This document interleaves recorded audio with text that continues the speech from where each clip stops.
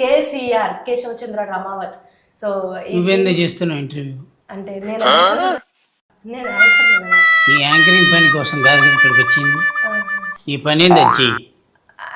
నీ పని ఏదో నువ్వు చెయ్యి. తన పని తను చేస్తాం కదా. నీ పని ఏది? నిన్ను ఇంట్రడక్షన్ చెప్పమన్నా. నేను కదా అడుగుతా. ఇంట్రడక్షన్ చెప్పు అంటే మరి చాలా అక్కడికి ఆపే ఇక. చెప్పబాయ్ ఏంటి ఇది? కేశవచంద్ర రమావత్. చెప్పబాయ్ ఏంటి? రమావత్ కాదా? అదే కేసీఆర్. కేసీఆర్. ఇప్పుడు ఈ సినిమాకి నువ్వు ఎట్లా హీరోనా? ఎస్, హీరో నేను కాదన్నా, కథ హీరో. కథ హీరో మీరేంటండి? కథ హీరో అయితే కథలో ఉన్న క్యారెక్టర్ హీరో కాదు అని చెప్పని. మరి హీరో కాదంటే నిన్ను అడిగే నిన్ను అడుగుతా. నువ్వు చెప్పు, ఈ సినిమాకి నువ్వేగా హీరో అంటే కథ పరంగా నేను హీరో. అప్పుడు కథ పరంగా హీరో అంటే ఇప్పుడు కథ కాదనుకో. ఆ టైటిల్ ఎవరిది? టైటిల్ నేను పెట్టుకున్న స్టోరీ చెప్పొద్దు. స్టోరీగా చెప్పా. ఇప్పుడైనా 100 ఏళ్ల తర్వాత అయినా కేసీఆర్ అనే సినిమాకి హీరో ఎవరంటే రాకేషే అంటారు. అవును, అర్థమైందా?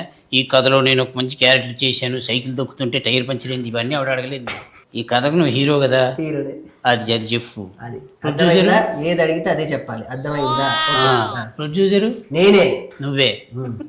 నేనే.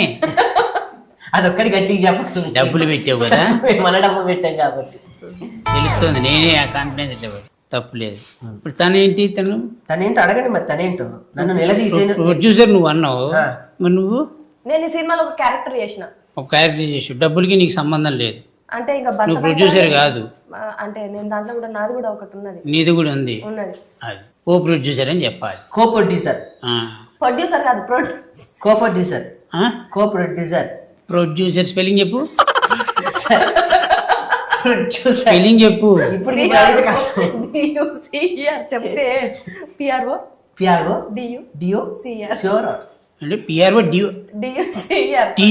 CR DU. Very good.